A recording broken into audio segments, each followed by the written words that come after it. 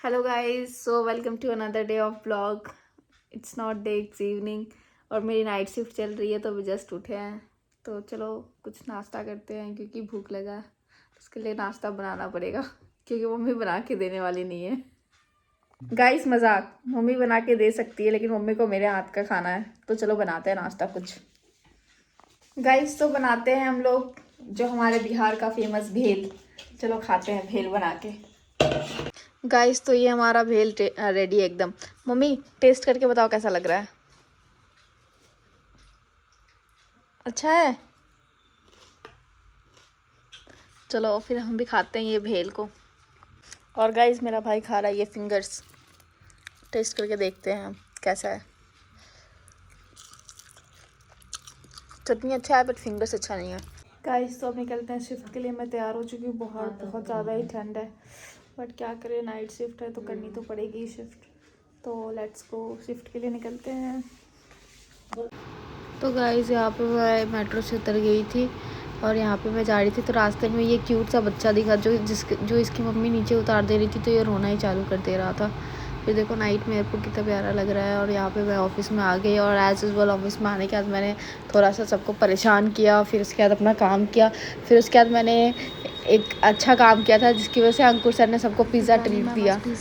तो यहाँ पे सब वही पिज़्ज़ा ही दिव्यानी मैम ओपन कर रही है और उसके बाद हम लोगों ने पिज़्ज़ा खाया। और हम लोग इतने स्मार्ट हैं ना कि हम लोग पिज़्ज़ा खाने टाइम कोल्ड ड्रिंक नहीं पिए, पिज़्ज़ा को पूरे अच्छे तरीके से इंजॉय कर लिए। और इस पिज़्ज़ा के पीछे भी एक स्टोरी है। हमने पहले पिज़्ज़ा ऑर्डर किया, उसने कैंसिल कर दिया। फिर हमने दूसरा पिज़्ज़ा ऑर्डर किया और उसने इतना ठंडा डिलीवर किया। मैं तो उसको एकदम -1 में रेटिंग दूँगी।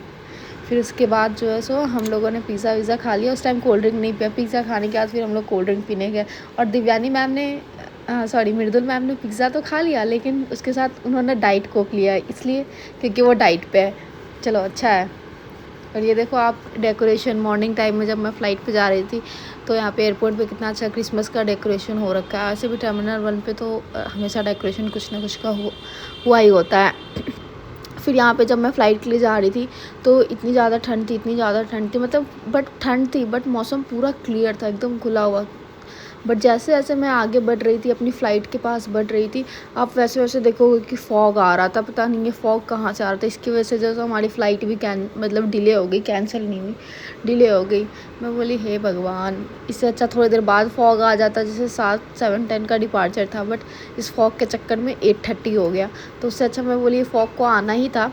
जैसे वो 6 o'clock के बाद आया फॉग धीरे धीरे, तो 7 o'clock के बाद आता फॉग हमारी फ़्लाइट भी चली जाती।